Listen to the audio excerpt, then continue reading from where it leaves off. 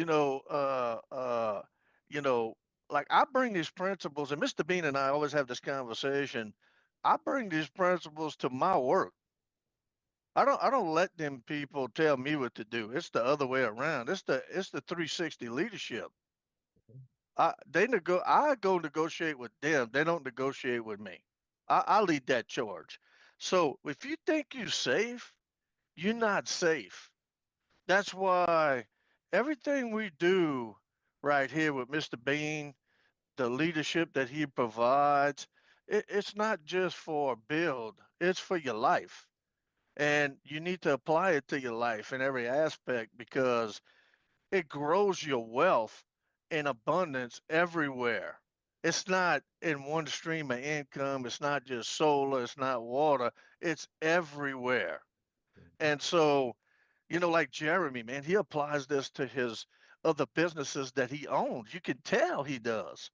So, you know, staying plugged in when you're doing these things, all these little things that Mr. Bean talks about, it's important because it allows you to take advantage when that opportunity presents itself.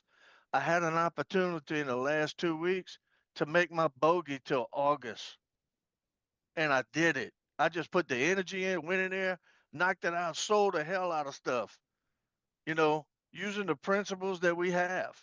Mhm. And it's because of the relationships I built over time that I was able to do that. Mhm. So, I just want to, I have to say that because people think that what we're doing here is just for build, but it's not, Mr. Bean. Mhm. Yeah, and you know what? That's I could that's the epitome of what leaders want. Real leaders.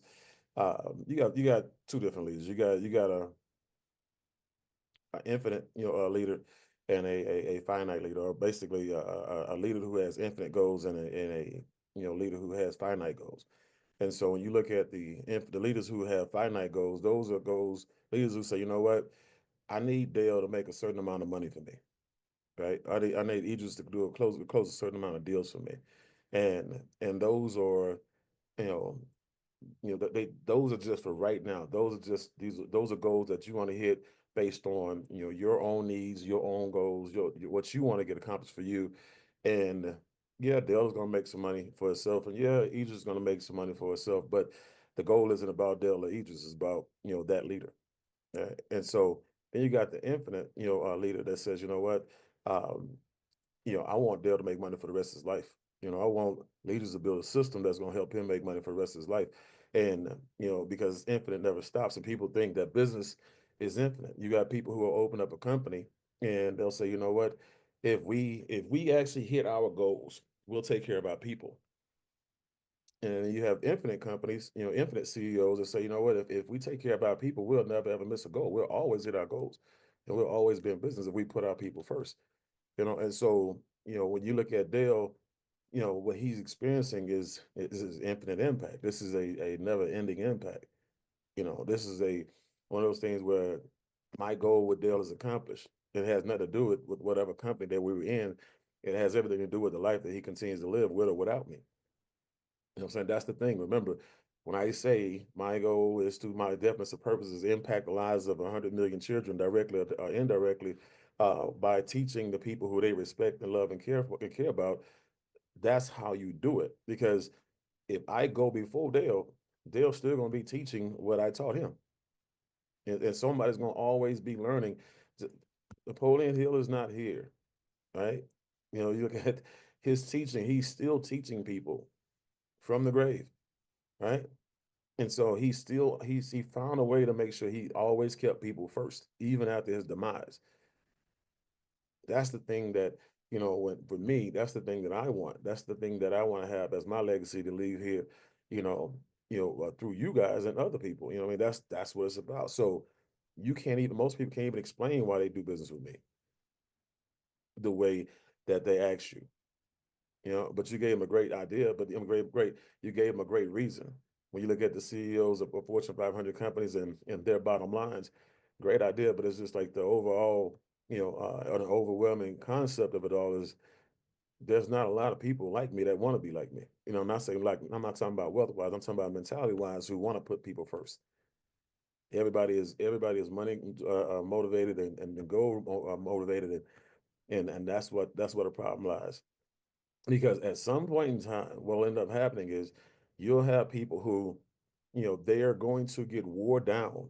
If you keep on beating them across the head with the goals that you want them to hit for you, and at some point in time, what's going to end up happening is they're going to leave you. Or what'll end up happening is, you'll put them in a position where, you have a subset of people who will or start to keep, their ideas, their concepts, their wisdom, their processes, their systems to themselves and won't share with others just to make sure they always hit their goals and separate themselves from others. You'll create in backfighting and infighting and stuff like that, and dissension in the ranks and everything else. And so it's like when you put your people first, you'll never ever be last. The company will never ever be last. Your goals will always be met at some point. So you just, but I appreciate you starting to call off with that because bro, that means a lot. To where people, and it lets you know that for me that you talk about what goes on with us, and people want to know to the point to where you say it so much and you talk about it so much that people want to know why. Like, who is this guy to you? What is he? Why does he mean so much to you? Right. And that's when you have made an impact in somebody's life to the point to where other people don't understand, they don't get it, but they get to inquiring why. And so for me, it was the same way. And so you guys know, 19 years running, I had the same mentality. Okay. And so, but that's good stuff. That's how you actually, do your thing, man. Because what you've done in business with me, you parallel in other areas of your life when it came to, the refineries, even when it came to your household, and when it came to being a parent as well. Like there's a lot of things that we talk about, a lot of things that we do that you've adopted and made your own. You know what I'm saying? And so that's what this is really for. It is for the development of the individuals, not the development of your portfolio. If you develop the people, the portfolio will develop on its own, naturally, organically, and by as a byproduct of you pouring into people and doing everything you've done, you know. So that's what it's about, bro. You hey, you set it off right. Appreciate you. All right. That's why I got on the call this morning. Carla. Good morning, Mr. Bean. Good morning. And to dovetail on what Mr. Boudreaux said, my lesson this week was emotional sophistication. And you talk about that a lot. Um, so been working with a client to who says they want to go solar. And it's been a very challenging week because that person is a family member and some things occurred and some misunderstandings took place. Mhm, And just having to learn to be detached from the outcome. mhm, mhm. Yeah. Um, So thank you for that. no problem. And that's the thing. When you look at family members and friends are some of the hardest people to do business with, because they have the entitlement syndrome. They have the, with you. If I'm doing business with you, you automatically got to be better than everybody else. You automatically got to give me more than everybody else, and you automatically gonna take anything and everything I give you, all the grief and everything that come with it. But they wouldn't treat anybody else like that, right? And the thing about it is like you literally you set different standards for people who are related to you when you do business. That's why I don't do, like, my wife will tell you. I remember this one time we were coming back from Orlando, Florida. I had a huge event in Orlando, Florida, a lot of recognition going on. Wife got so fired up.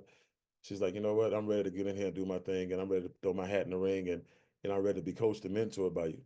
But what ended up happening was, but she didn't say that until we got on the plane, right? And so we got on the plane.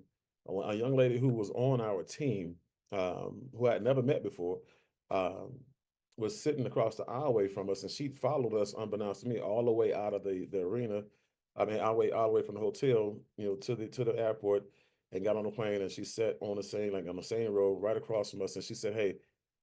Miss McDaniel told me to follow you, and if I could sit by you on the plane, sit by you on the plane. And so I was like, cool. So, you get your little bit of mentoring and coaching on the way home, 3-hour flight. So my wife, that's when she says it. She says, I wanna be, I got something to tell you. I just don't know how to tell you. I don't know if I really want to tell you. I'm scared to tell you. And the lady said, well, why are you scared to talk to your husband? She said, you don't understand. She said, because right now I'm excited about what we have our hands on. I'm really, really ready to rock and roll. And I want him to mentor me, but I'm scared to ask him because, he gonna hold me to a higher level and a higher regard than he do everybody else. And she said, huh? She said, no, you don't understand. The way he does business is if you're his friend or you're his family, he's gonna treat you different than he treat anybody else, than treat a stranger. He said, because he's not going to let the entitlement syndrome kick in at all. He's not going to ever get that opportunity. He's not going to ever let me manipulate the situation. He's going to be hard on me than he's going to be hard on anybody. And she's like, wow. And I'm like, I looked at her, I said, yeah, so you really want to be mentored by me? So like, what I'm saying? This is the real deal. I mean, this is real life. You know what I'm saying? And so, but people have to know where you stand, because when you let people know where you stand and hey, we family over here, but we business over here. I love you over here, but this over here. I got to take care of you over here. We ain't got time for you and your games. We ain't got time for you and the shenanigans. Business is gonna be business, and we're gonna be who we're gonna be, but we're gonna separate the two. And that's why for me, if you're gonna do business with me as a friend or a family member, you're gonna know how that's gonna go, early and often. And I'm not gonna ever let you forget that this is business and that you brought me on board in this business transaction to make sure you got taken care of, not so you can get over on me. So friends and family, I'm telling you, be prepared for them. They're the worst people to do business with, and I'm just telling you, as a whole, as a rule of thumb in general, based on the fact that they think, and believe that you should give them everything, your entire commission and some. You know what I'm saying? Nah, that's not how we do. When I was in real estate, it didn't change. You know what I'm saying? It was the same thing. When I sold coffee, you want my coffee for what I pay for it, what I even paying me for the shipping. The mitigated gall to just what? Come on, man. No, this is what we're gonna do. We're not gonna do no business. Take your butt, on your website, you go buy it and have it shipped to yourself. Now I know you're gonna go get it, but you ain't gonna get it from me, and you're not gonna get that discount. So we're gonna be like that. So that it is what it is, Carla. That's what I'm glad and these are the things that you need to have go on in your life early on in your business stages so you can be prepared, because these are teaching moments for somebody who's in your group who's going to have somebody that they love and care, let them down. They're gonna have somebody they love and care, stab them in the back. They're gonna have somebody they love and care for, do something treacherous, like go to another realtor or go to another satellite company or go to another solar company, or go to another security company. Oh, they gave me a bigger deal. No, well, you know what? No, that's not how this is supposed to go. But okay, knock yourself out. We'll never do business again. Thank you for showing me who you are. And guess what? I still love you. But you'll never ever do business with me again. Okay. My nephew, literally, because it's just about the principles of it all. Like my nephew, I mean, at his birthday, he had a rude awakening because maybe 6 months before his birthday, I lent him some money. I said, now look, just understand, you're gonna be here a long time. I'm gonna be here a long time. And if you mess this transaction up, it's not gonna be, we'll never ever be able to do business again. I'm telling you. So if I give you this loan, right, and you don't pay this back per our terms, you'll never ever be able to get a loan from me again. He took that loan, and 5 months later, 4 months later, 5 months later, we were at his birthday party at the dinner. Came, I gave him a birthday gift and everything, And so I said, oh, by the way, the Bank of Bean is closed. You'll never ever be able to get a dime from me from a loan perspective. And you didn't pay that loan back, right?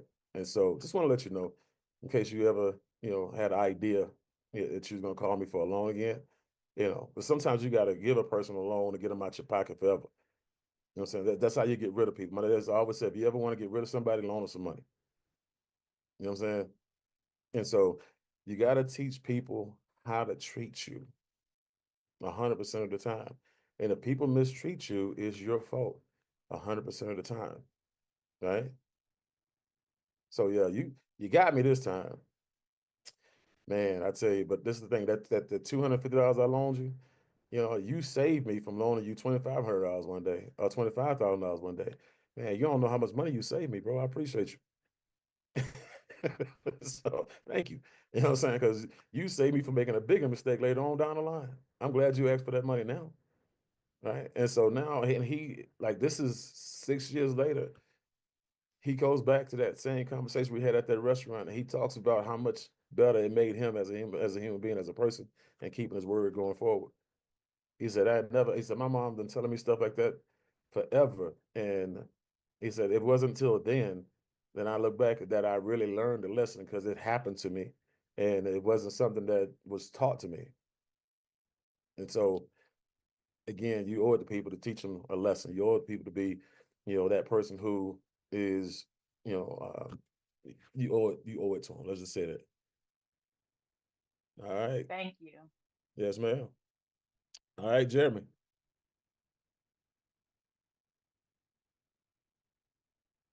Morning, sir. Thank Good you morning. for letting me do this, and thanks for the platform. I get scared getting on here anymore because you guys make me cry all the time. I said, yeah, Carla just started it over there. You got Sabrina over there, got allergies and everybody's mother stuff going on. I'm like, yeah, somebody turn their camera off so they can cry in the dark. It's okay. We get it. It's all good. But my wins is just getting on these calls.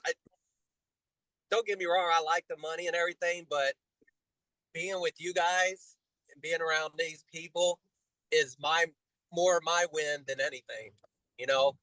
I appreciate every one of you guys. Every single one of you guys teach me something, how to be a better person. I'll tell you what, I get more joy now, and I'm glad that you put me in that position with Liam and them. Victor called me the other day that I can help him. I can see other people win, and it's actually bringing me more joy, even though I haven't had a win yet. But seeing them win is like I'm winning too. And every time you guys have a win, I care more about that than I do about myself winning. So, I'm just gonna keep on out there pumping. I was thinking this morning I'm gonna start, getting some rain, print me up some rain stuff, print me up some alarm stuff, going to open houses and start talking to some people and see if I can get them to sell some of that stuff. I've been calling solar companies, and Where is my I baby? talked to a few people over the week, and I've sent some information. I got some people that might have solar companies that might be interested in coming on board, and I'm just keep on pushing. I've got deals still on the table. I think I still have. I don't know. They do each deal. Commercial deals are different. Each meter is a deal. So I actually have like 67 commercial deals on the table. So I'm happy. I'm happy with just being on this call. To be honest with you, that's more important to me. Yeah, I'm gonna tell you something. That when you look at everything that you got going on, and this is the thing, don't ever measure your successes by people's scoreboards. Again, when you look at what you got going on right now, you're probably the most dangerous person in the group, honestly, because again, you are not, like I said, the money was never first for you. The money was a plus for you, right? And so you're out here learning something. You're out here growing, developing, evolving, putting things in play.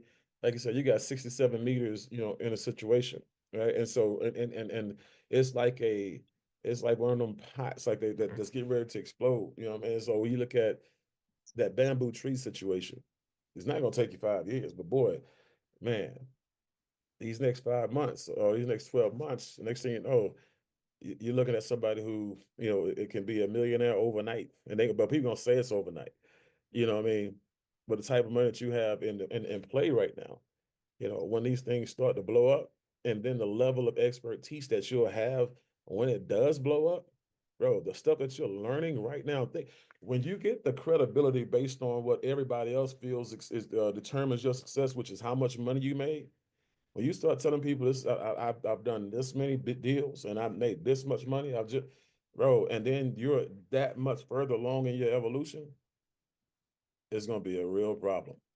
It's going to be a situation, and some people are going to wonder what the heck happened. And they're going to be calling you like, "Hey, give me your secret. You know, what's the secret sauce? Hey, you know, tell me this on how to do this deal or how to do that deal." And next thing you know, again, you'll be like, "Hey, man, I just plugged into the system." They be like that. No, it's got to be more than that. No. I just, no. That they're gonna everything you say at that point in time is gonna be a lie. It won't make no sense. Or you withholding information. You're not trying to give me your secrets. Now you're gonna become the villain. Everybody's gonna be calling you, bro. I'm telling you. It's I I've been through that. I'm telling you, I've seen it happen. I've been through it, and it's just want to be one of those things where, again, it's like a pressure pot. And as soon as that thing blows, as soon as that thing explodes, there's going to be a good problem, man. So you just keep on getting better. Just continue to stay active, continue to bring deals to the table, continue to evolve, as a leader while you're evolving, in your profession. And, it's not going to be a person on the face of the earth that can contain you once you break out. You have your breakout party, it's going to be a huge problem. So keep on doing what you're doing, bro. The I right person. appreciate you, sir. Yes, sir. All right. Good stuff. Philip. Yes, sir. Thank you, Mr. Bean, for this platform, and yeah, just been encouraged since I've been on here, and yeah, this week for me, basically, I've got a new person that joined. He actually found me, Mr. Tony, the one that I actually invited Tuesday. He found me on social media, but he actually wasn't sure how he actually found me. I explained to him that I usually get text message when someone actually clicks on my link or so, and and that was good. He has a team of 50 people, and that's kind of, I got a chance to get to know him some. He connected with me on Facebook, and yeah, the goal is I explained to him. I was like, it's simple as this. I was like, he's like, what do I, how do y'all work? I was like, the way it works is I want to help you meet your goals, and I was like, whatever your team goals are, whatever your personal goals are, and and I'm connected to, you know, leadership. I told him about Mr. Bean, and Mr. J.C. Rang. I was like, this company is the best company I've ever connected with, and you would definitely, benefit. But I was just explaining to him that, just come see. I said, come tonight to the event. I had a three-way with Mr. Idris, and he hasn't upgraded yet to the builder, but I explained to him that I was like, hey, it's no pressure, man. I was like, I'm here for you. I was like, I know you said you've been in the solar business for 2 years and you want to learn this system. You were very excited, but he's a thrilled guy. So I'm just learning how to work with people and learning how to, uh, like you said earlier, just basically plugging in and tacking on to what Jeremy said. I called some realtors this week in California, and I was pretty much it was kind of weird because the 15 leads I'm getting from the system that we got from the Drip CRM, I called all those leads last week, the 2 weeks ago, and I called them again. And some of the responses I'm getting is like, I don't have any homeowners anymore. Right? You're calling about, I spoke to your business partner, but you're calling about solar.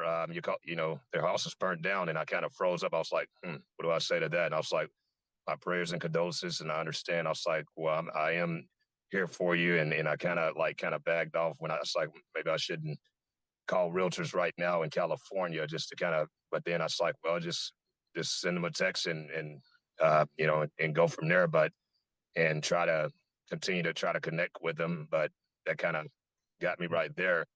But so I just said, what else can I do? And I'm just posting on social media, and I said I'm just going to start going to events like Angel Trend was teaching us, and I got some events set up. I was like, I want to get out more and kind of change some things up. Whatever I can get a connection at, that's what I want to do more of. And the connection I'm getting on social media and then networking events is very effective. So I'm going to take a day off next week of my full-time job. I'm going to go to some networking events on Wednesday. It's 1 in the morning. It's going to be 1 in the afternoon, and I got some set up the next week afterwards. So I'm looking forward to that, again, out of my comfort zone. So There you go. yes. Yeah, so you are working backwards with the easy stuff. The easy stuff is um, perfecting your trade. Getting the information that you're getting, making sure it's on point, on purpose, making sure that the process, you're being able to articulate the process is on point and on purpose. Making sure you have your elevator pitch or your verbal brochure together. When the person asks you what you do, having that together, having that on purpose and on point. Right. And so those are very, very key, very, very important. Those are things that everybody should have working knowledge of and really good understanding of, as well as should be able to recite based on muscle memory. Now, when you go back to the realtors and people who you had leads for in California, one is empathy, and you use sympathy. I was like, you know what, man, yeah, I get it, I understand, and you backed off. That's sympathy, and for you, empathy is the thing. It's just like, you know what, I didn't think about it that way, and I appreciate you bringing that to light because, for me, I'm more about people than I am about business anyway. And I'll keep everybody in Cali in my prayers as I already have been. I said, but this is what we'll do. You know, when it comes time for you, to get back on your feet, or we'll get back into the swing of things, and you're looking at different things. Just I'll keep you in mind. You just keep me in mind, and whenever you're ready at your own pace, let's connect. Because we have some things that we can use to help you do business in different areas. So you can now, um, can pick up not necessarily where you left off, but at least you'll have some things that you can work on that we can help you with. But I know you out there helping people in California. I know you out there helping families relocate and get funding, all those other stuff that you guys are out there doing. Whenever that's done and whenever you feel like you have time, breathing room, let's just reconnect. Let's just get back together. Then at that point, when you're ready, and I'll keep you guys in our prayer. And so, you still have a solution, okay, and you're still putting them in a position, to where at some point in time, not today, but one day, we can revisit this. We can get back together and on some other things because we have a multi-sided platform. We have a business model that people use that they could do business from remote locations from anywhere around the world within the next 30 days. So let's just communicate, connect, and when you have a moment to talk about business when it's more appropriate. And so that's how you have those conversations. You just literally, um, you just think back, pull yourself out of that situation and pause for a minute and ask yourself, how would I want a person to communicate to me if I'm in that situation? Okay. And so you put yourself in their shoes, okay, how would I want them to communicate with me when I'm in that situation? And what would I need them to say to me at that point? And so I'm gonna want them to be empathetic and I'm gonna want them to understand what I'm going through and grasp what I'm going through, but I'm also need them to be solution oriented to help me get out of the situation we're in because, again, all my clients have lost their homes and I'm gonna need some revenue coming in from new places. So I'm gonna need, and so that's how I would think about it. That's how I would, put myself in a position to help them because ultimately, again, it's still all about helping that individual, coming up with a solution for that individual. All right. Yes, sir. Thank you, Mr. Bean. Keep grinding, keep growing, bro. Vic.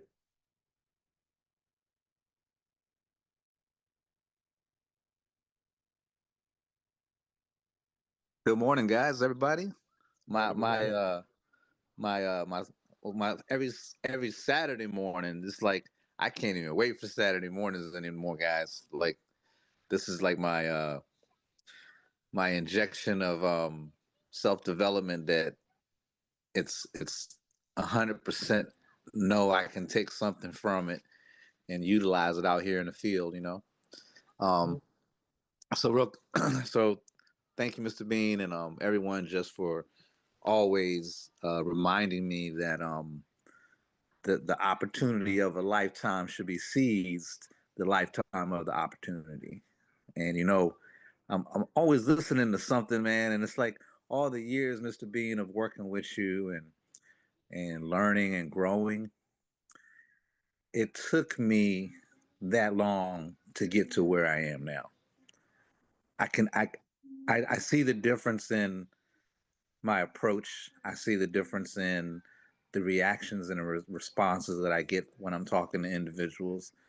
Um, working with listening to Mr. Hart, listening to Angel, uh, listening to Jeremy, just listening to everybody reinforces everything that I'm doing. And just want to share that with you guys and tell you thank you so much. But I'm going to tell you my wins real quick. Had a new builder come in, Mr. Brian Montoya. He has a church event today, so he wasn't able to attend his first crash camp of him being in the business. But I have expressed to him and stressed to him the importance of Saturday and Monday night. And I know that is key to him hitting his goals. And he seems to be hungry. He says he wants to focus on the customer base. Not really ready to share it with everybody. I think he said, I just want to make sure that, I could put my name on it. I was like, okay, I understand. So we're going to work with what he has and what he wants to do. But eventually it's going to click. And then he'll be a real builder instead of just paying the subscription for one. What else? Oh, I did talk to commercial. I have a 19 EV charger deal that is going to be explored. Pretty much, I know it's gonna work out. So Jeremy was able to put me in contact with the commercial side, get a little more support, and I'm really inspired by Jeremy and all of the commercial deals he has in the pipeline. It's like, I know the process can be longer, but I'm just thinking to myself, well, if you have that many things on the table in commercial, when they all hit, it's going to be a landslide, and I was like, I got to do that too. So not only am I, every time I get an opportunity to speak to someone about residential, now I'm driving by and I saw a car wash yesterday. So put that address in my book. So, I'm looking at bigger deals that I know the process will take longer, but I don't care how long it takes. Once they put them in the pipeline, I don't really have to do that much. So might as well. That's the way I look at it. And if they do need me, I'm always going to be here available to them, And what else? Oh, and then yesterday I was on the way home. Didn't really get to talk to as many people as I normally would like to. So, I was in Fredericksburg, Virginia, which is about 30 minutes west of me. And I had never been to that Home Depot. And I said, you know what, let me just pop in here real quick. And it's late in the evening. It's not a time that I would even normally go. And so I do a drive-by past the spot where the contractors pick up product. And I saw one lone truck in there with a phone number and all the things he did. So I just parked up next to him and was acting like I was getting something out of my trunk, And I was like, hey, man, what's going on? And struck up a conversation. And next thing you know, I was like, look, how long you been in business? He's like, oh, about 15 years. I said, man, that's quite a long time. I said, have you ever thought about expanding? Are you looking for ways to expand? And he was like, I can only work in my immediate area, like Virginia and DC, a little bit in Maryland. I said, okay, but if you could expand, would that be something you would be interested in? He was like, yeah. Well, how many people you have in your crew?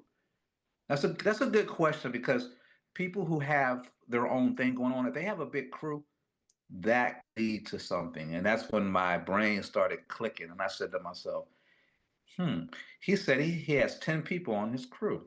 And I said, okay. I said, do you think they would be open to looking for more opportunity with you instead of for you?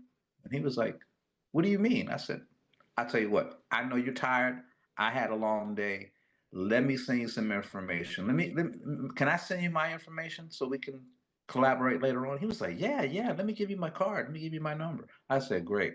I said, hey, look, Walter, that's my best friend's name, so easy to remember.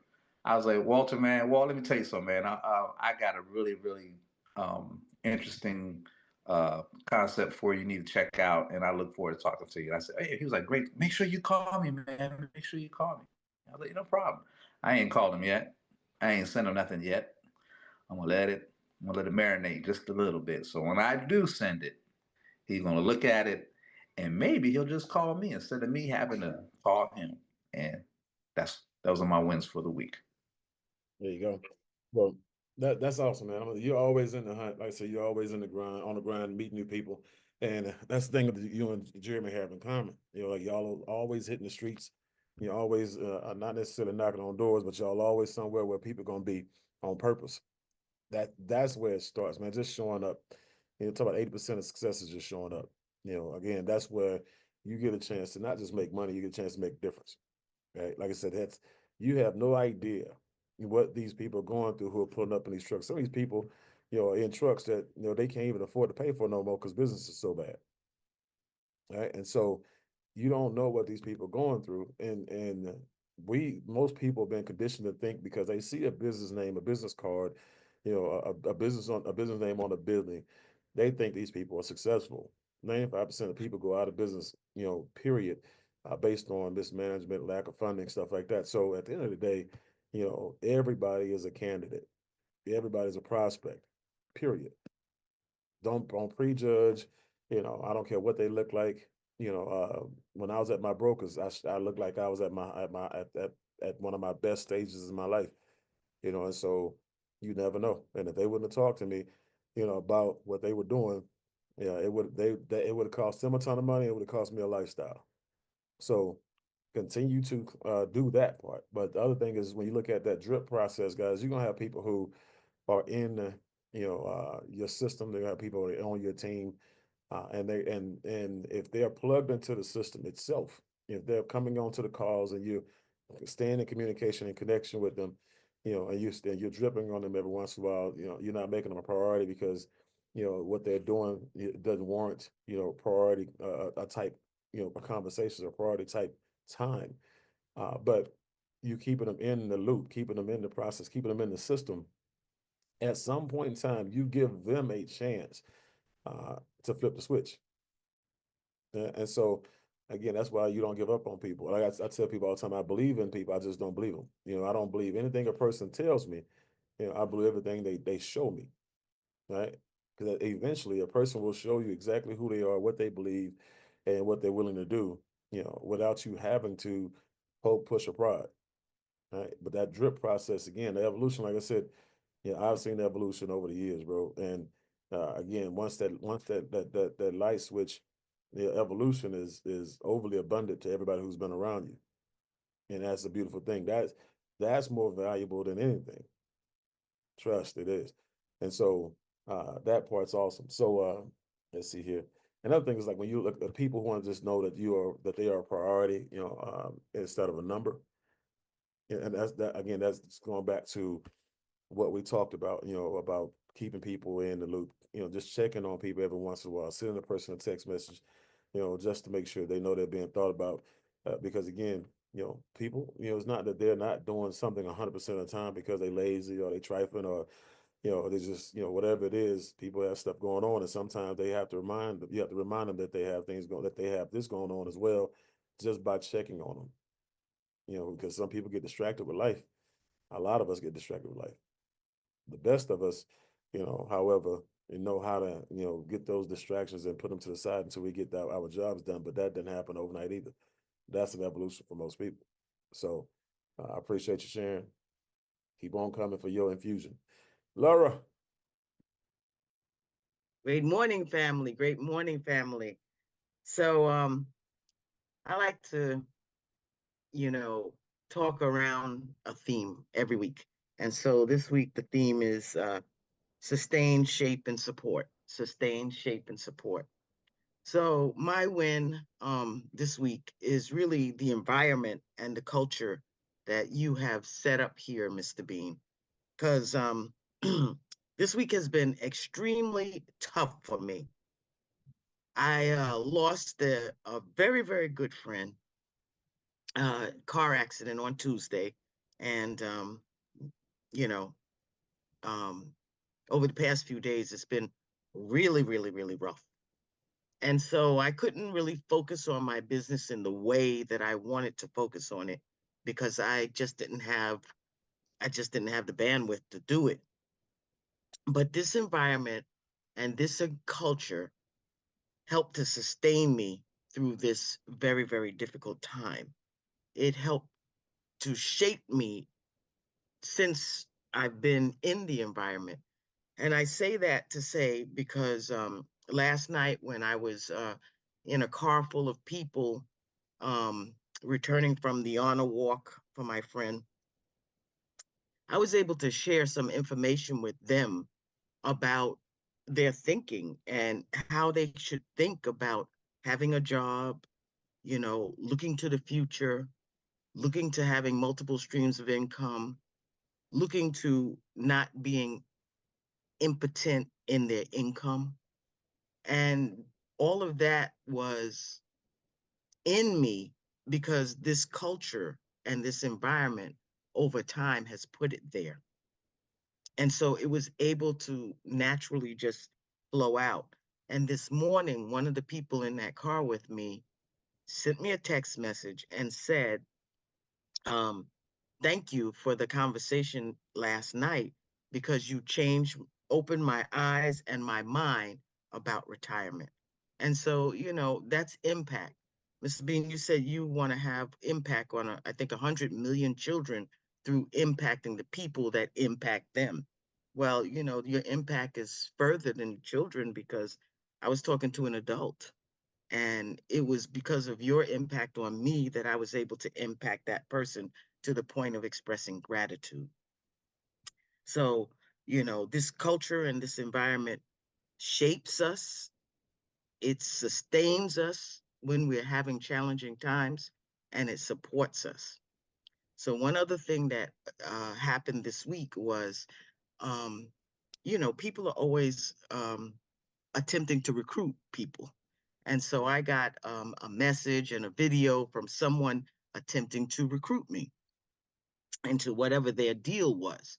And so I have learned from this environment and this culture to always agree.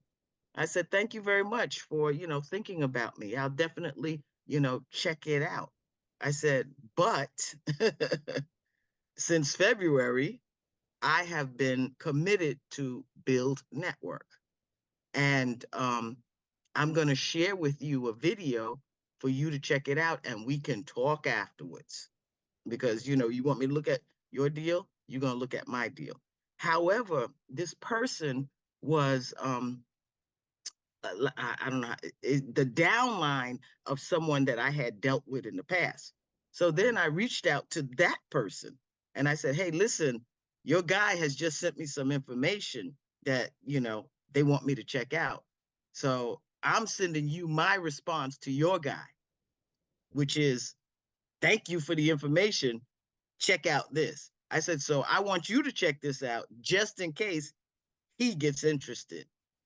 And so that person responded to me today and said, well, how is that going for you? I said, it's going great. And we can talk this afternoon. So, it was that leverage that I have learned through this culture and this environment that shapes us, sustains us, and supports us that allowed me to be in a position to flip that and now have two conversations that will happen, fall where they may, but at least I'm in position to have the conversations. So thank you for allowing me to share, Mr. B.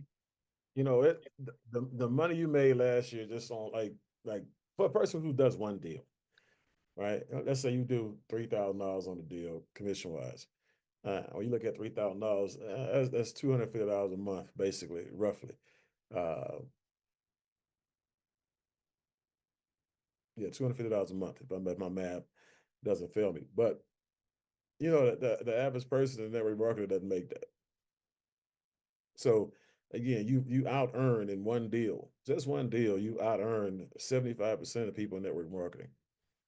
Just with one deal. It had nothing to do with recruiting anything or anybody. So, you know, at the end of the day, a person even know they don't even have to know how much money you made on the deal. So let's say, well, how is it working for you? Let me share how it was working for me. One of my deals that I closed last month put me in a position where I made more money last year than 75% of people in network marketing.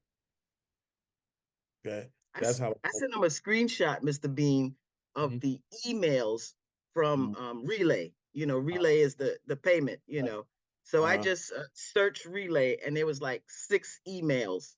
I just sent him a screenshot of the emails, the 6 emails with the dates, and each email starts off with "you got paid." So I didn't send them the amount of money, but Right. I showed them the numerous emails. Right.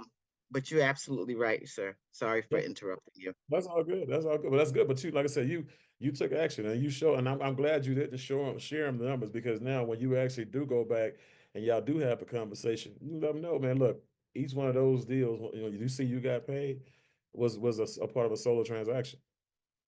And one of those deals put me in a position where I made more than 75% of the people in network marketing last year. So it's definitely working for me. It's working for the people I'm doing business with, having more success I've ever had in my career of direct sales network marketing. I feel more empowered, more diversified, and I'm in a position to help way more people than I ever have been in my life. So it's pretty fulfilling and financially rewarding. So you know, we need to communicate, connect if you see the vision. If not, you know, I wish you well. But tell your people don't reach out to me because they're gonna end up on my team. You know what I'm saying? So you can get over here, first, you know what I'm saying, and get them in. But I'm just telling you, but that right there, you know, that's important. You gotta learn how, guys, when you have a win, you gotta learn how to package it. You gotta learn how to package it and use it and weaponize it. Right? Because that again, some people think that, you know, man, you hear this guy did 28 deals in a month, and you look at your 1 or 2 deals that you did for a year, you think, man, I didn't do anything. You did everything. You just don't. You just look at it, you know, in a negative manner.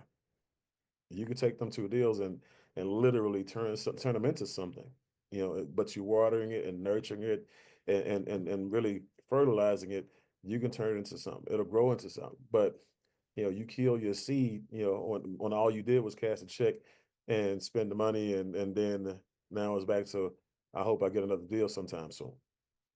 You know, be proactive in your thinking, evolve your thinking.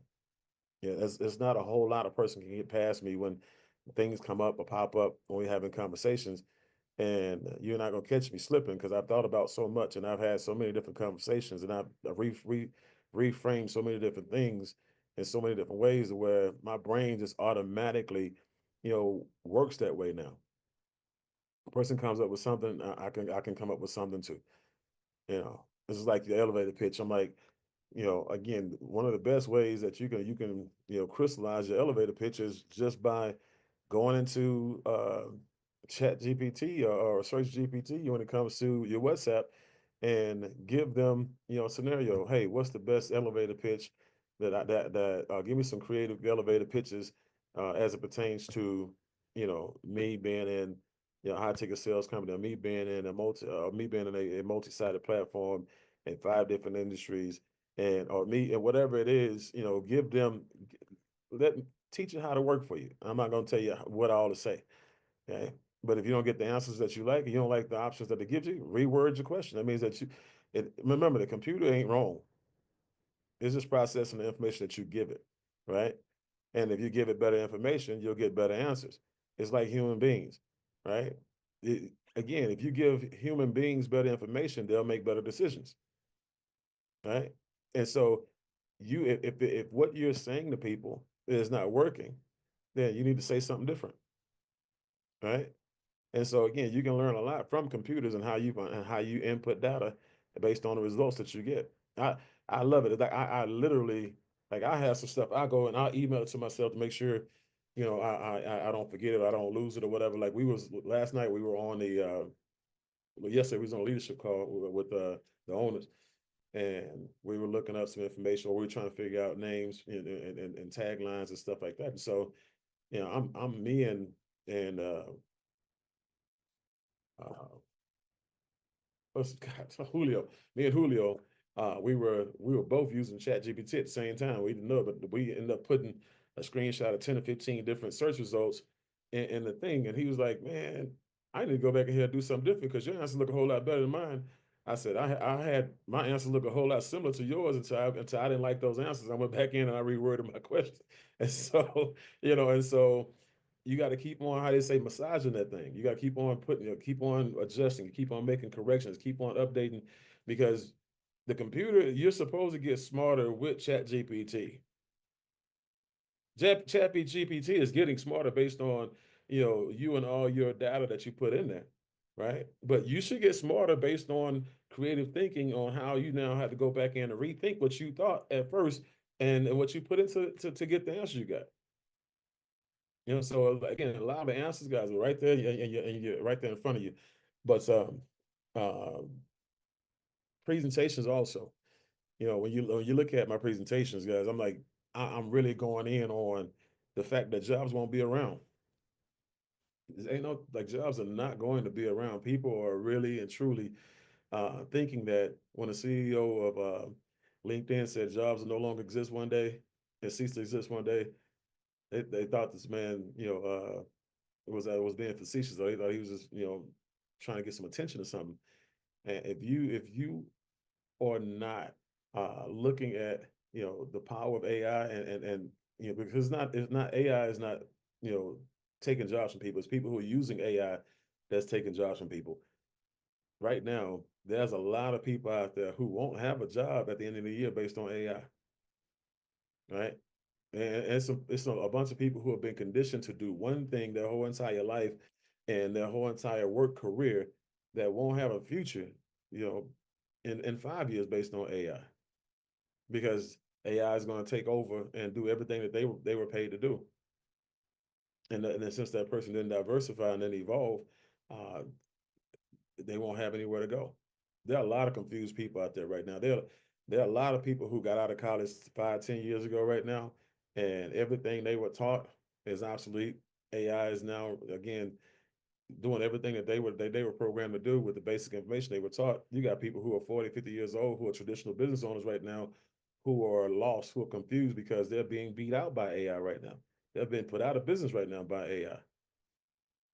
And so you got people who are literally thinking that if I just pray, I'll wake up every day and have my job, or God's going to take care of me. Whatever it is, they're not preparing. They're praying and not preparing. And that's the recipe for disaster because, at the end of the day, if you pray and and you don't prepare, you're going to need a whole lot more than prayer in a minute. Right. So that's important.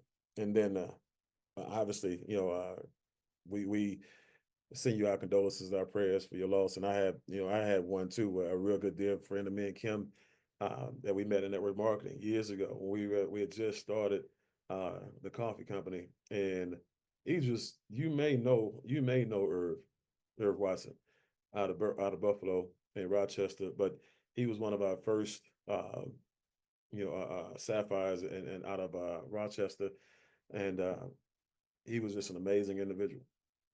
And so he passed away, and I haven't posted anything about it because I want to give his family an opportunity to post and give his family an opportunity to do what they got to do, and because I'm not one of those people who just post to get numbers and likes and want to get ahead of the rush and post rush and stuff like that, just out of respect. But yeah, he was a solid dude, and so again, we losing people left and right, and people are not prepared. And they're not preparing their families. They're not preparing their legacies. They're not preparing, when it comes to their insurance, their trust, their financial reserves. People are not prepared, and so we got a lot of work to do. A lot of people to communicate with and impact, and a lot of lives to touch and save. So, again, condolences to you. So. Appreciate your words. All right. And then we got two more left, and then we'll shift gears. We got Dr. Arlene, and then we'll finish in with Angel. Good morning, Crash Campers. I'm going to start with a scripture this time because it says, weeping and may endure for a night, but joy comes in the morning. And part of the joy that comes in the morning for me is this group. This group helps to sustain each other. This group helps to sustain me and my family. So, Mr. and Mrs. Bean, thank you very much for that. You've created a platform for adults as well as young adults, as well as kids. And you talked about 100 million children. Well, there's a song that says, may his favor be upon you for 1,000 generations, and your children, and your children, and your children, and your children. And that's what you and Mrs. Bean had created here, is that favor on each and every one of us because of the teachings that we live out every day. That favor passes on from generation to generation to generation. So may that blessing of 1,000 generations be upon each and every person on this call. With that, wins this week. Time block. Mr. Bean, time block is the master. It really masters that clock. And so Sarah, Daniel, and I have been time blocking for calls based on being consistent and persistent with the system that Landon has taught us with lead generation. And that has made a difference. We're learning each other and we're learning what each person is good at. Like Daniel's our get it done. Come on, let's go. Next. So he handles all the technology on the background in the CRM, right? I learned that I had to learn from Sarah how to be soft, how to be warm, because I'm authoritative, right? But Sarah gets on that phone and she's warm and she's sweet. And these people just melt. So we had to learn that as well. I had to learn that as well. So now I've learned that I have to slow down. I have to be softer. And I've learned that from Sarah. And as a result, this week we actually booked 4 different solar deals. One of them actually held, and Dennis is going to, and I are following up with that deal on Tuesday, hopefully to close that deal as well on Tuesday. So consistent and persistent. I also learned a lesson on edification this week. So, or de-edification, I should say, because, and this was work related. And so the director sent out an email about leaders, and I was not on it. I said, hark. Well, I didn't say hark. I said, what the hell? And then so at first I wasn't going to say anything. And then I said, I can't let my team go down like this. I said, if somebody de-edified Mr. or Mrs. Bean like that, what would you do? I would snatch their neck. So I went right on and I used ChatGPT to soften up what I wanted to say. And I sent an email out and I didn't blast it the way she did. It was a one-on-one. And I laid the foundation of how I wanted to be treated. And if you weren't going to treat me that way, you let me know. Because all these external stakeholders that I speak to on behalf of this department and the fact that I've built this department, if you're going to disrespect me, then I need to step down. And that I learned that edification and what proper edification looks like in this platform. And I laid that foundation. She apologized. She said it was inadvertent. I'll take it inadvertent if you want to give it to me as an excuse, but at least you know you are not going to disrespect me, and I will check you. So, and you did it in a way that she can receive it and save face, and you didn't do it public. You know what I'm saying? You put her in her place. You snatched the neck in a different way though. You know what I mean? You got hold to her real good. You got hold to her in the best way because there's no repercussions, only advancements. You know what I'm saying? That's good stuff. So she never happen again. Your name will be first on the leaderboard. Like she'll make sure she gets your name up there before she get anybody else's because she don't want now another one of them emails because she know the tone gonna change after that. Yeah, not gonna change. I got options, okay? And then I want to also add, thank you for keeping all of us open to our eyes open to what's happening in the environment, because a lot of people are asleep. A lot of federal workers right now are asleep. A lot of federal workers right now are completely confused as to what their status is. But because I know who I am, I have a support network, and I know whose I am, I'm not living in fear. I'm living in confidence. And my young adults and I are building a business, and we're impacting those families for generations upon generations. So thank you. Welcome. Exit strategy. Project exit strategy is in full force, full effect.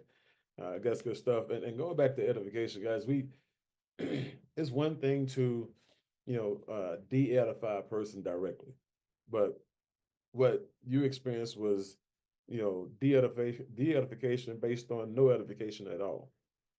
You know what I'm saying? And so, like I said, because like I said, when you look at the trainings, when you can hear a person say something that's verbal, well, you can see a person not say something, is more impactful.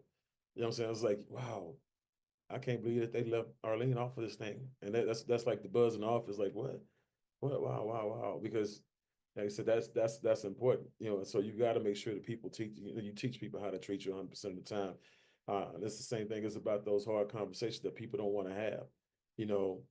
I was just sitting there last night at dinner with Brenda and James, and we were having a conversation about you having hard conversations with people and teaching people how to treat you. So and what ends up happening is a lot of people would say something that happened to them where they get de-edified in their office or in the company, and what they do is they leave, they quit.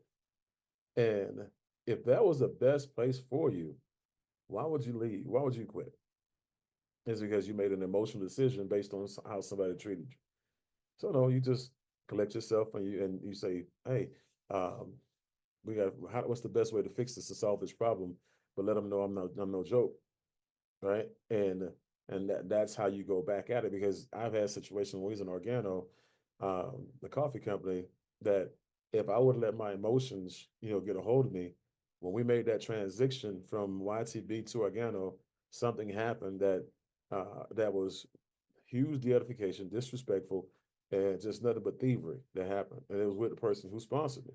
So if I had not seen the vision, right, of the company and just felt like this is probably going to be one of the biggest things I ever had my hands on, I would have just said, forget it.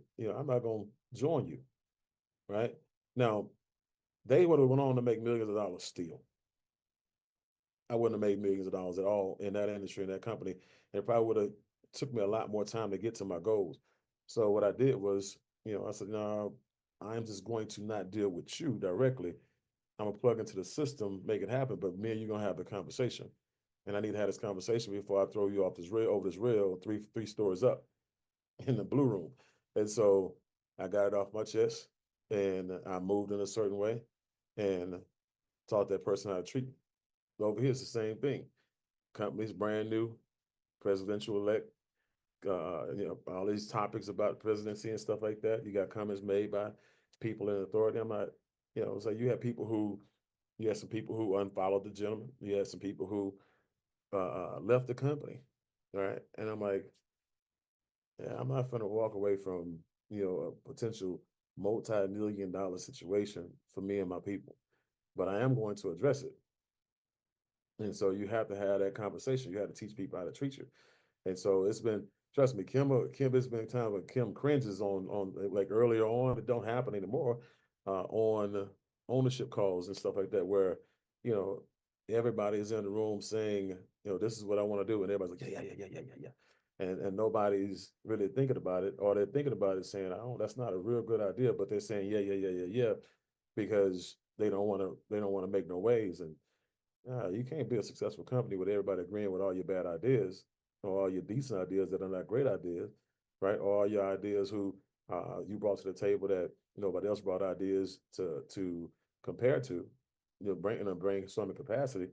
And so, yeah, it's been times where I'm like, yeah, everybody on the thing looking at me like, whoa, like, yeah, okay, well, are we all on the same page? Okay, well, great. I just want y'all to understand that yeah, this means a lot to me. I got my people here. I'm here, and I'm giving. I didn't come to this company, to fail. I didn't come to this company to lose business. I didn't come to this company to lose people. I didn't come to this company to not make money, right? And so, yeah, we're gonna have this conversation. We're gonna address this situation, right? And so you gotta have those because if I don't address it, then what happens is this, you know, even about me, y'all feel the brunt of it. And everybody in the company feels the brunt of it, right? Not just my people, but the company's people as well. And it's not y'all's fault if I don't address it, it's my fault. So keep in mind that every one of them conversations, like you said, the one you had, Dr. Arlene, you had to have that for your people to make sure, that everybody, and for me, I probably would have asked her to go back and hey, I need you to redo that email and just and with a minor apology saying, hey, look, I left off Dr. Arlene. I apologize. That was inadvertent since it was inadvertent, I left that to her discretion because I wanted to see what she would do as a leader. There you go. Because a true leader would do exactly that. Hmm. Exactly. And then if it don't happen, you know exactly where you stand and where she stand, and you know if it was inadvertent or not. And so again, some people just, level one leaders, positional, right? And that's the thing, you got to know like who you're dealing with. And once you recognize who you're dealing with, you know how to move accordingly, you know. But that's that time block thing going all the way back up. That's one thing I'm gonna just tell y'all. I mean, if y'all not time blocking, you leave money on the table. I don't care how good you are. If you're good, you'd be that much better if you time blocked. If you actually set your calendar up and structured your days out and say I'm only going to do this at this hour at this time, and I'm not going to let anything. I don't care if it's somebody calling in, whatever. If I got this time blocked, and it's something, a phone call comes in from a prospect or something, if it's that important where you got to take it, then what you do is you reset that time block immediately, and for the whole entire time, not just for what's remaining, the whole entire time, reset it and do it all over again. Restart it, start the clock all over again.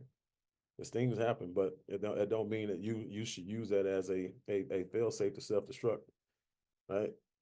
Because that's what most people, they go back into their own habits, or they use that as an excuse to self sabotage or a reason to self sabotage. So I appreciate that time block.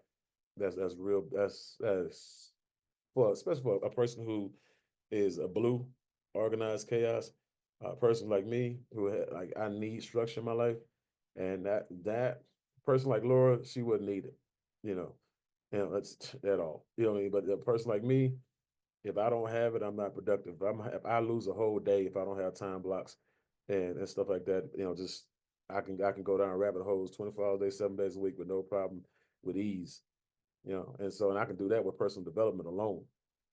Like I have stuff like all my on my iPad, I have time blocks on everything on my iPad that's a distraction. Like if the little hourglass comes up, out of time. And so good.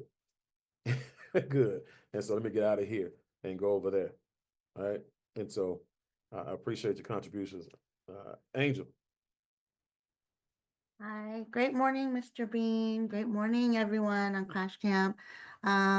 Well, Mr. Bean, you just brought up time block. So I'm gonna say, because you brought up Laura and she's a green, and so I'm a green, and we need the time blocks too. Just say to be honest.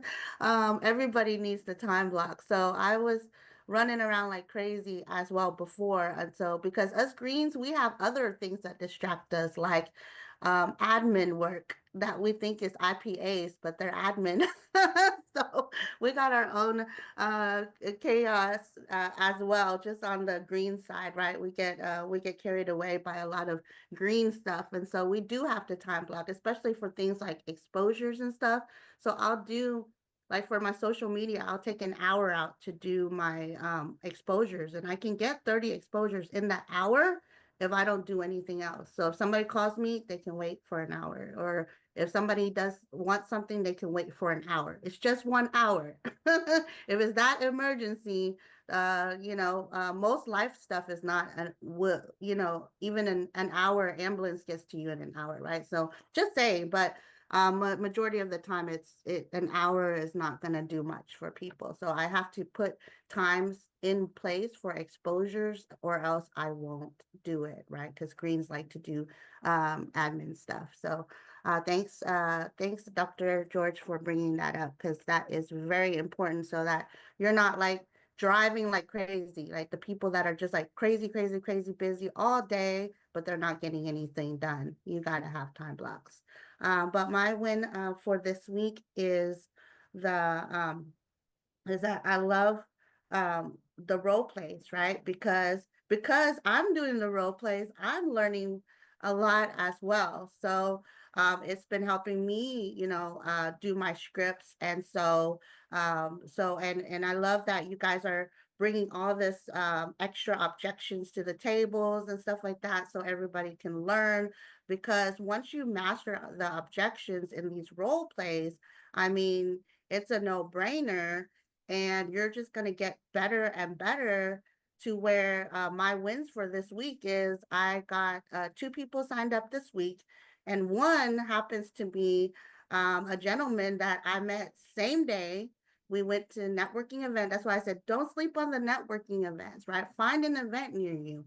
So I went to this event, and you would think this is an event I go once a month. So it's not like an event, but I meet new people at every event, right? There's always a new person there. And it happens to be 2 gentlemen at this event that I spoke to. One is a credit analyst from Amegy Bank. We hit it off. I haven't done a one-on-one with him yet, but another one is Gage, and he's actually credit repair and loan broker. And he happened to be the last one that I spoke to. So, you know, I did what we're supposed to do: pique interest, invite him to the next event, right, in Houston. Edify Mr. Bean, when I sent him, oh, you have to come meet my VP. I'll personally introduce you to him, and edify Mr. Bean. So when you learn the role play and the edification, that's it. So he was like, yeah, I've heard a lot about the solar industry, but I've never been. And so we were talking about it, and I gave him a few points, right? And I said, well, you know what? Do you want to wait till February 1st? And he's like, no, ma'am. You know what I'll do? Let me go ahead and send you this video. The gentleman that I was sharing with you, you can actually watch him right now. And he was like, yes, I'll do it. And he said, I'll watch it on the way home. I said, okay, great. If you watch it on the way home, then I'll do you a favor. We'll get on a call after you watch it. And he was like, oh, that would be great, right? And because of role play, I knew he was a financial, right? So in role play, so the thing is, you learn from everybody in the role play. So I role play with Sabrina, guess what? Right? Financial analyst, insurance broker. I knew by role playing with her, what did I know? Insurance brokers love a little thing called no chargebacks. So when I spoke to him, I talked about residuals. Insurance love residuals, right? I knew that from role play with Sabrina. And so, okay, insurance, love residuals. He's like, yes, I love to leverage. Absolutely. Who doesn't, right? And, what do you think about $250,000 per month? Whoa, really? And get this, the magic word. And he was like, what is the magic? He leaned forward. He's like, what's the magic word? No chargebacks. He goes, sign me up. Where? What? Sign me up. No chargebacks, right? And so he was like, I gotta watch this. You see, even though I gave him the video, I was still piquing his interest. And he's like, I gotta watch this video. So he proved to me on the way home, I think it was an hour later, I was actually having a meeting with Eddie and Sabrina, and he called me back. He's like, I watched the video. I was like, you did? He's like, yeah, I told you I would watch it on the way back, and I did. Okay, great. Well, what did you like the most about what you saw? And um, he said, everything you said is basically on there. And I was like, yeah. I was like, okay, great. He's like, I love it all. I was like, okay, well, great. So, and this is where most people will stop. But I was like, so you love it and you want to do it? He's like, yes, I'm definitely interested in do it. And I said, well, when do you want to get started? And he was like, right now, if you can. Absolutely, we can. I'm in the middle of a meeting, right, with Sabrina and Eddie. And he said, but you know what? If you're busy right now and you're not ready, we can schedule. No, no, no, no, no. You ready? He's like, yes, I'm absolutely ready. If you're ready, I'm ready. Let's go. 2 minutes. Signed him up, sent him the 6 steps for Mr. Bean, and we did a 3-way with Mr. Bean yesterday. And he's floored with talking to Mr. Bean. Yeah, it's just like I said, those things when he talked about the conversation, the three-way conversation with him, it was a pretty cool conversation. One, I have a background in real estate and I've dealt with a lot of people and I also work with some credit repair companies directly and indirectly. So I was able to talk to him in his language, but I was also able to, give him some insight on his industries and how to make way more money in the industries that he participates in without even joining our company. And then I used our company as a leverage to go out there and open more doors for him. Because I told him, I said, a lot of people who are in your industry, they'll only be in your industry. I said, which means that they're transactional people.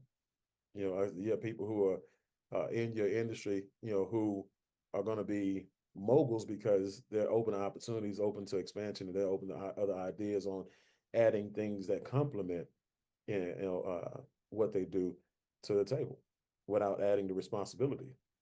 I said, so when you look at me, one of my goals as a real estate person back in the day was to have a full-fledged real estate, what do you call it? A fully functional real estate conglomerate where you had everything from realtors, appraisers, everything, all basically one-stop shopping. And that was my idea. I said, so yeah, he was just blown away by the idea. I said, but right now, I said, it came back full circle because, everything I got is still in the home improvement, arena, the home essentials arena, the home solutions arena. And I still work with everybody, from the appraisers, from the roofers, from the landscapers, I got access to 100% of their databases, something he wasn't thinking about. I said, remember, we talked about influencers. I said, so we look at influencers, they have millions of followers and people buy what they sell, right? I said, but you got to think about it. A real estate agent is an influencer, right? They have influence over their people who they do business with, they've done business with in the past. A mortgage broker, a credit repair person, they all a person who's done roofing. All of them have thousands of customers that they have influence over. So now I have influencers that I get a chance to get 1,000 different new people into my database over here, 4,000 over here, 5,000 over here, 10,000 over here, and they're all coming on based on collaborative efforts. I said, so at the end of the day, that's what big business looks like. And nobody's ever had a conversation, like he said, he had a mentor that he pulled off of the internet that got him to this point, which is great. I said, but I know his mentor, not me. And I know his mentor is never going to tell him anything what I'm about to tell him. So there's about to be, a conflict, and some friction, with his belief system. And that's my job to make sure that happens in a big way. So you only get, we got this 30 minutes, and I don't know if it was 30 minutes to an hour we was on the phone, but when you got people like that who are ready and people who are ready to rock and roll, hey, you give them the big picture and see if they run with it. And so he got the big picture. So, that's huge. So this is what we want to do. And appreciate you, Angel, for again just the role playing the guys. And then thank you, Sabrina, for going back in and putting those hard questions in as well. Because when you talk about the, having role play and you got objections, that's important. The agreement drill, that's important. But the hard questions, that's one of those things that you really and truly got to master because the hard questions increase closing ratios. Right? And so hard questions aren't rude questions. They're hard questions that make a person come to grips that, hey, okay, these people are not going to let me off the line. And they just ask me a common sense question that I have to give them an answer to. And if I'm really legit going by this system, I need to answer this question. I'm gonna let them know right now. And you put people in a buying position. You give them the power, but you don't let them. You don't let them off the easy. I'll let them off the hook easy. It's the difference between being nice, when it comes to doing business, and passive and not being profitable and being nice, right? Being on purpose and asking the right questions and getting all of the business.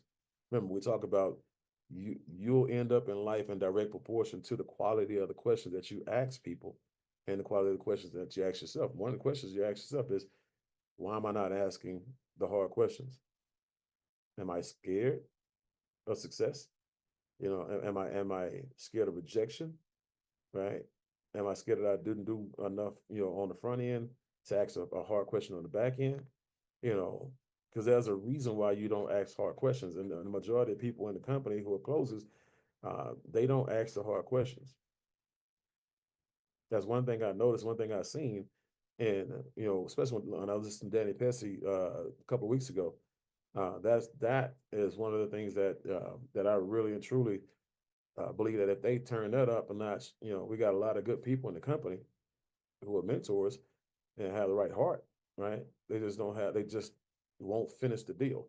You can do a great, you know, a great presentation and not ask for the money and not ask for the deal and not ask for the close. And so now all you've done is wasted your time because the be back bus doesn't come back for most people. You have people who put you in a holding pattern or a waiting pattern or I'll get back to you pattern. And now the job is accomplished for them. And that night they don't have to make the hard decision no more. And you're in perpetual follow-up, infinite follow-up. You're in forever follow-up. Right. And so, you know, when you ask the hard question, like with Grant Cardone, that's why I tell people when I look at Danny, me and Danny had this conversation, a private conversation Tuesday and no Wednesday, take that back, Wednesday. And when we talked, I said, bro, the reason why we have this conversation is because, you know, I partnered with Grant Cardone for over 4 years, and I hear a lot of you in him, and so and vice versa. And he said, yeah, it's because I studied Grant Cardone. He said that was one of my mentors. That's one of his training program. I went through his training program, and that's where I honed my skills. That's when I got better, sharper. That's when I got more on purpose. He said I used to leave deals on the table all the time. He said I was literally all the time, and so he said that was when I got with Grant and I started listening to his closes and I started role playing and stuff like that. He said that's when everything changed for me. I said, but we give people here, you know, Grant Cardone based on the fact that they got in at $99, but they got the $99 a month plan, right? And they don't listen to it, but they want Danny, right? But Danny learned from Grant. Yeah, you got to pay for Danny. You got to pay for Grant. But at the end of the day, now you got both because talking to Danny, for those of you, just for the record, I'm glad, and I'll put a bow on it with this because I got to get ready for this event out here. Y'all know the slicks that everybody's been raving about, and the cards, the flash cards that everybody's been raving about. You know, he had them on special for $97 each, $99 each at the event, $200. Well, talking to him, he's willing to do this for me, and that's if I get 10 people who want to do a live training with him, $200 each. They'll get both the slicks and the flash cards for $50 each, and the $100 just be for him and his time. And so that would be a real big deal. So, you know, I'm going to open this up, you know, to him, to our group, one, but I'm going to open it up to the company because one, the slicks by themselves are worth $200. The slicks, just the slick training, you know, would help people who don't even go door knock, who sold solar. If he taught you what to do with the slicks, you just listening to the slick training will help you out with that. The other thing is just the flashcards, huge, big time conversationalist and question and answering, objection answering, and hard question type situations. You know, it puts you in a position where when you have a person who's interested in solar, right, and they're coming to the table to do solar, but they don't have any experience in solar. You have more conversation points, more experience, you know, with those individuals, so you can still talk and sell solar to them as a career option or a business option based on what you learn from those slicks and what you learn from those cards. And so, if you notice, I immersed myself in this thing by listening to everything JC had out there and all this other stuff when it came to, you know, the solar industry because he was my resource at the time. And anything and everything I could pick up solar was on my radar. from a conversation point, I picked up basically, so I can have a conversation with people and sell people on the idea, right? And so if a person who doesn't know me, they don't know that I'm not a mentor in the company. They don't know that I haven't did a whole lot of deals and stuff like that. They wouldn't know that listening to my presentation. They wouldn't know that listening to my conversation, right? And so those cards and those flashcards and those slicks and that training that we're going to get him to do is going to be a real big deal. And I'm just telling you right now, lean heavily on promoting that. Lean heavily on getting people to go back to watch Danny and the VT system. They go back through that 30-day process. Don't just do stuff one time. There's a lot of y'all who you've done it to say you can do it. Great, got my certification. Great, got the checkpoint. Great, but if you really want to be successful, you'll go over it over and over and over again. You'll drill it in over and over and over and over again, right? Because if you can't teach it, you didn't learn it, right? And so go back, teach you, get your people. That's a part of the 6 steps. Like when you get a person in, I'm gonna just tell you, I would have them listen to that before I had them listen to the 5 steps of success. Stuff like that. I mean, it's just certain things I value more than others. Because some of the information has flawed information in it. I was just talking to James last night. And he was talking about taking a person from, being a prospect for solar to being an affiliate, and I'm like, no. I said, so that lets me know you're not plugging into my call because 1, we don't even talk about affiliates. 2, they shouldn't go to an affiliate situation until after they've seen a presentation. And I'm not talking about a solar presentation. They go from a solar presentation to a business presentation if they're not going to do solar. Then they go from a solar presentation to an affiliate if they don't get started. So when you go to the 5 steps of success, it talks about everybody should have 50 affiliates right away. And so basically you got one hell of a nonprofit organization when you do that. Right. And so, you're a 501c3 at that point in time. You basically put yourself in a position where, you looking for government assistance and hips and handouts. You about to go out of business. Right. And so, again, that's why, there's flawed information. There's information that don't, it don't make any sense, when it comes to building a business, an empire, something that's subscription based. Why would you pump something that has no subscription attached to it?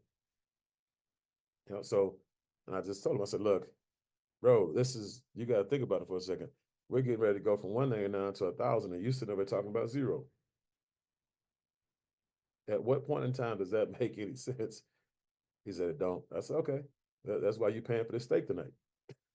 So I said, this is you're gonna get your money's worth tonight, right? And so but yeah, right now we got to be more on purpose, more intentional with people when they get started. Like I'm to the point to where right now I don't even care if they make $1 when they get started. I need you to get in here and learn some stuff, get yourself rooted into some things, and get a foundation of trust for the information, a foundation of trust for the system, a foundation of trust for leadership, and then get a really solid foundation when it comes to role playing and stuff like that, and start making phone calls and getting your 4, and start making your phone calls and getting your 3.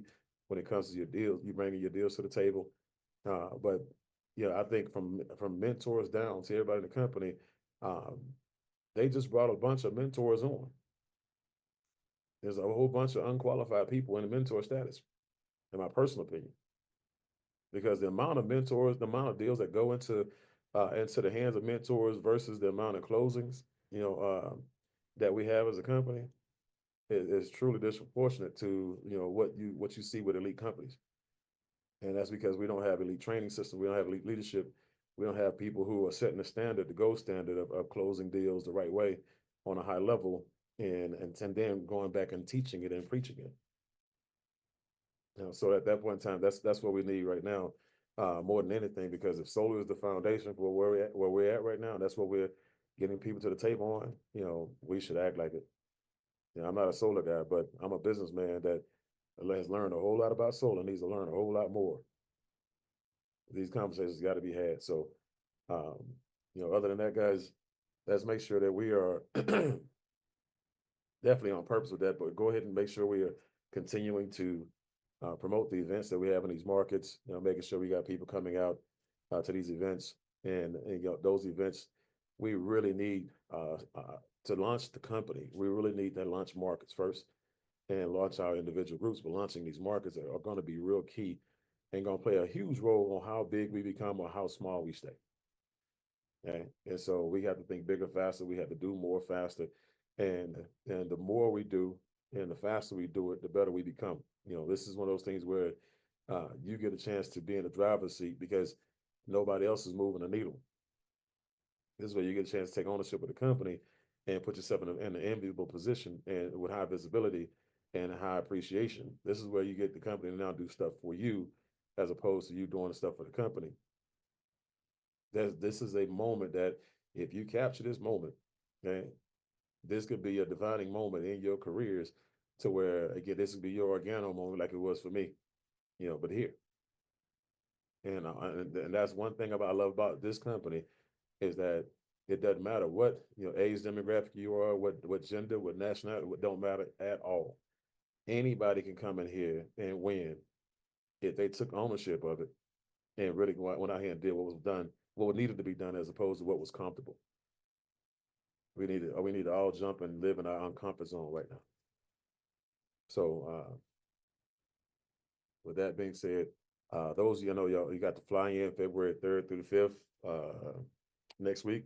So they'll be contacting you guys for the flight information and the room information for those of you who are coming. And let's see here. I'll show y'all this craziness, this madness over here. Hold on 1 second here.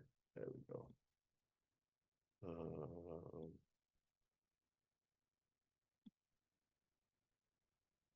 What just happened?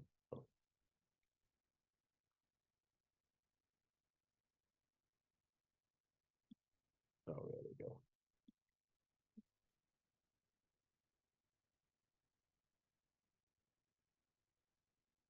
Y'all can't, I don't know if y'all can't, yeah, it's blurry. Hold on 1 second here.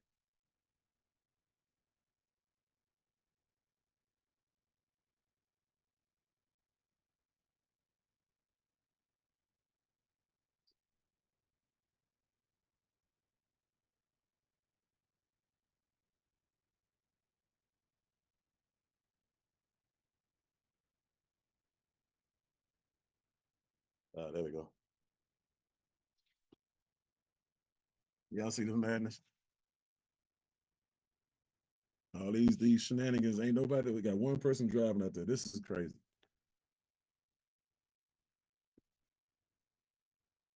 This is why y'all have snow days, huh?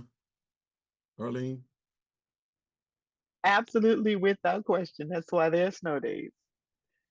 Jeez. Gotta have that backup day. Man, I tell you, well, these are the things that you go through when people say, man, I'd do anything to be in your position. No, you wouldn't. No, you wouldn't.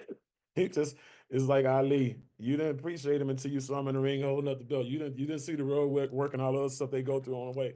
This is stuff you go through on the way, when you're growing towards 7 figures. You know what I'm saying? So get ready, embrace it. Let's make it happen. Love you guys, and let's go out here and make a difference. All right? Let's make it happen. Let's go find some people to help. That's what we do. Hey, thank you, Mr. Bean. Yeah, Thank you, thanks for all sir. you do, Mr. Bean. Mr. Big. Thank you, sir. Thank you, sir. Thank you very much. Thank All you, you Mr. know,